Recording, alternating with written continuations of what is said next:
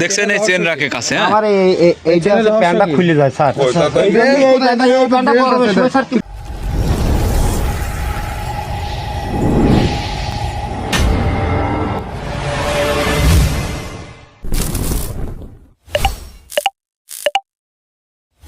bell করবি তাই না আমার বেল নাই তো স্যার চেন নাই বেল থাক